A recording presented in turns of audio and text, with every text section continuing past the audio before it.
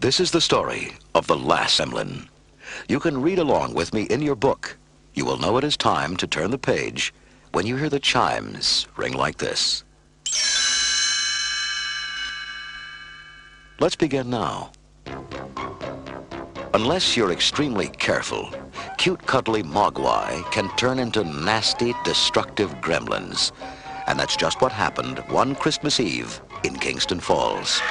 Hundreds of mischievous gremlins had left the town in ruins.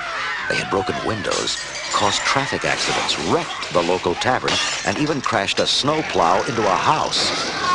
Billy Peltzer, his girlfriend Kate, and Billy's pet mogwai Gizmo had tracked the creatures to the local movie theater, where they had hidden inside from the sun, which could destroy them.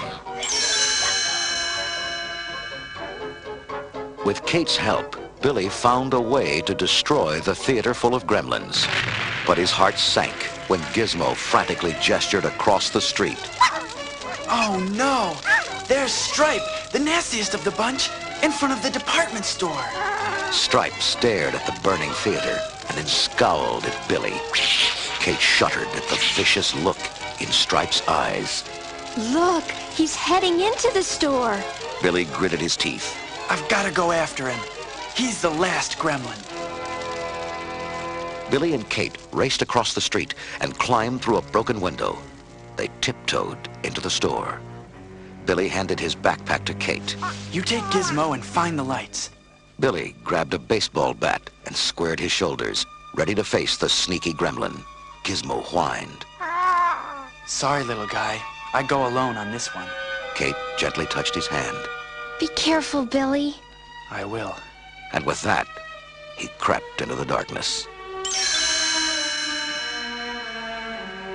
Slowly, Billy edged his way from aisle to aisle in the dark, straining to hear or see some trace of Stripe.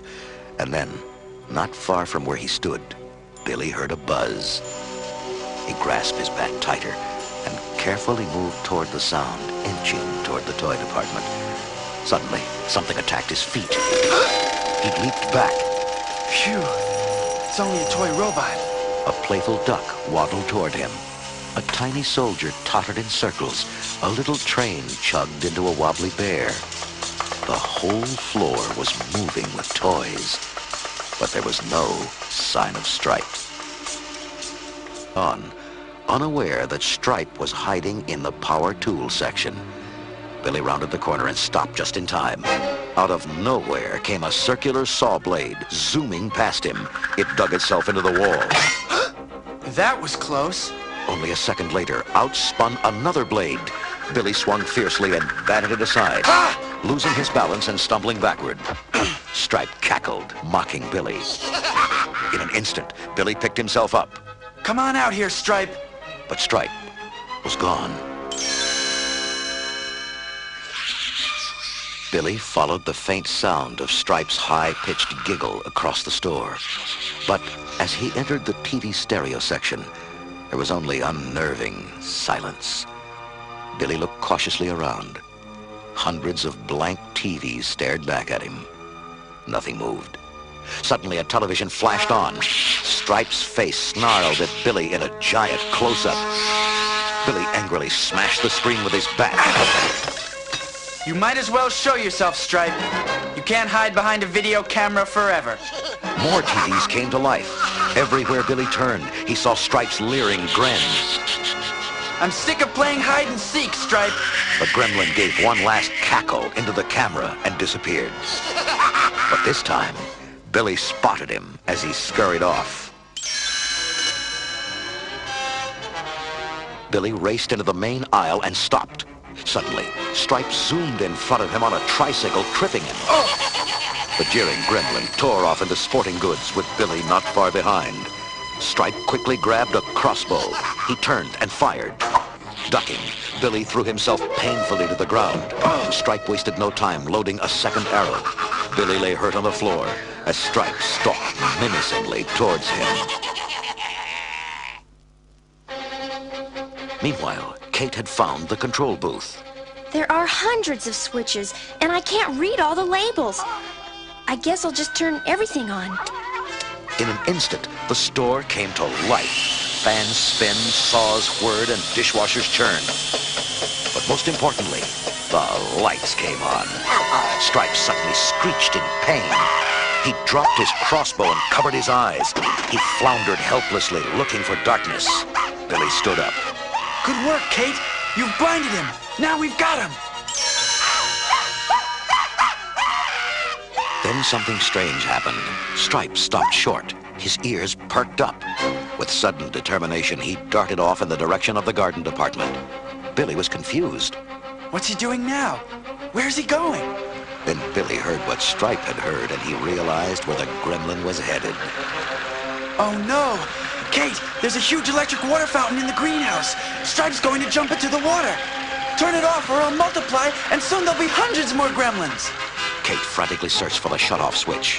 Which one could it be, Gizmo? There was no response. Oh no! Gizmo's gone! Where'd he go? Stripe stood in triumph under the shower of water. Billy watched helplessly. Already bumps were forming on Stripe's body, and soon the bumps would turn into new gremlins. And once the process started, no one could do anything to stop it. Then from out of nowhere, Gizmo raced toward the greenhouse in a toy car. Billy watched in amazement. What's that little guy doing now? Gizmo sped around a corner and crashed into the greenhouse wall. The car flipped over, and the tiny Mogwai rolled out.